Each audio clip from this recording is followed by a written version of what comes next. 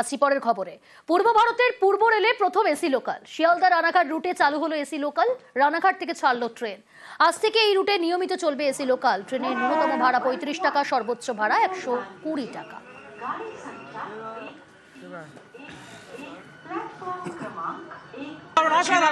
রাহুল শাহ অসাধারণ লাগলো, দারুণ পরিষেবা। প্রীতম লাহিড়ী কত থেকে উঠেছি, দারুণ পরিষেবা।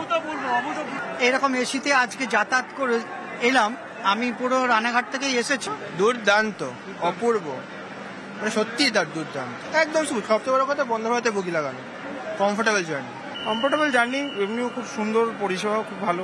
টিটি মানে ঘুরে ঘুরে দেখছেন, মহিলা টিটিও আছে অসংখ্য, কিন্তু আজকে যেহেতু প্রথম দিন ভুল করে যারা করেছে তাদের ফলো হচ্ছে নেক্সট স্টেশনে নিয়ে যাবে।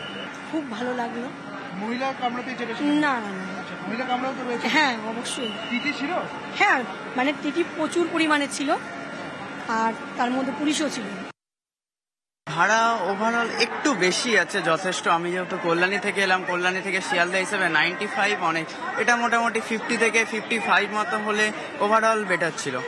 আর বাকি সবকিছু ঠিক আছে। তো এসি ট্রেন যেহেতু আর একটা ওয়াশরুম একটা দেওয়া যেতে পারতো আমার মনে হয়, কারণ ওয়াশরুম নেই, কখন কার দরকার হয় একটা ওয়াশরুম দিতে পারতো। আর ভাড়াটা একটু যদি ডিসেন্ট হতো, ওভারঅল ঠিক আছে, বাকি সব ঠিক আছে। ট্রেনে ভাড়াটা অবশ্যই বেশি, যেটা আমাদের মতো সাধারণ ডেইলি প্যাসেঞ্জারদের পক্ষে অ্যাফোর্ড করা সম্ভব নয়। বাট মাঝে মাঝে দু একবার ওঠা যেতেই পারে, সেটা কোনো ইস্যু নয়। কিন্তু এই যে মানে একটা লোকাল লাইনে এরকম একটা ট্রেন দিয়েছি, তার জন্য ভাড়াটা অবশ্যই মেট্রো স্ট্যান্ডার্ডে যদি রাখা হতো তাহলে আমাদের পক্ষে সম্ভব হতো।